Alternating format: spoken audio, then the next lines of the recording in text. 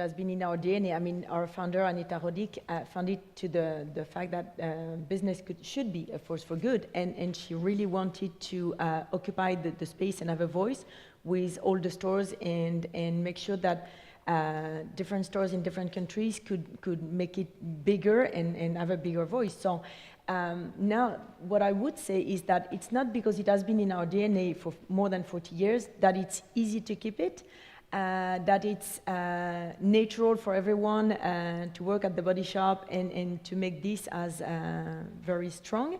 And we need to work on it every day to maintain that activism and to make it real among the employees. Then you get into the corporation and not everyone is an activist. So you need to start working on how to translate this message, what kind of side of the message will the person you have in front assimilate better. So yeah, you need to modulate the message, but I think numbers are there. So if you just go in a very practical way to show how people are behaving, how consumers are changing their ways, it's I mean, as Julie said, it's not an option. You have to. It's something that you must, because it's not only for a small part of the population that has this activist mindset, but for most of consumers, it's going to be an issue, and it's already an issue today. If someone receiving you in your stores and just telling about being against animal testing and everything we do, okay, maybe a little too pushy, but I think I don't see someone boycotting any of our brands just because we are activists. I think we are doing our job. As you said yesterday, we are doing our job, and we try to do it good. And then, on top of that, we are active. When you're aligning on your values and you're living your values and you want to communicate those to your customer, and so internally you're all aligned.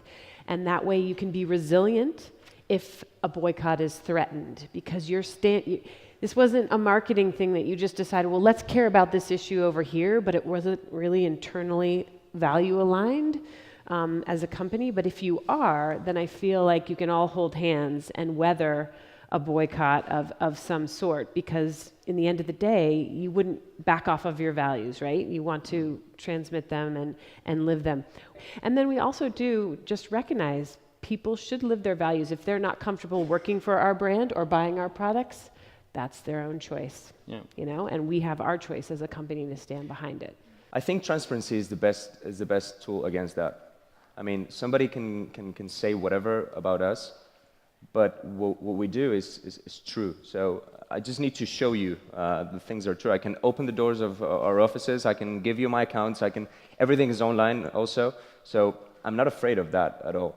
What I think is interesting about the activism discussion is really, where's activism going? And especially right now, what I'm personally very sad about is that most of the time activists are preaching to the converted, which is great, but we live in a time that is so divided, politically, economically, socially.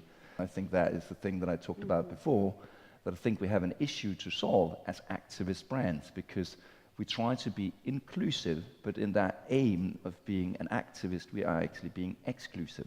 So I think we have something that we need to solve as companies. We as a company, we're a super small company, so whatever we say, we can be activists, but it doesn't affect politics at all. Patagonia can be an actor that is important in the public debate.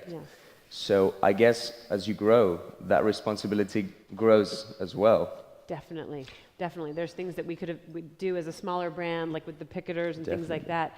But then, you know, one of the ways we've embraced growth is to say the bigger you are, the bigger platform you have, microphone you have, the fact that you can actually sue the president and get to that place. That's a responsibility, an obligation, and a powerful place to be. So.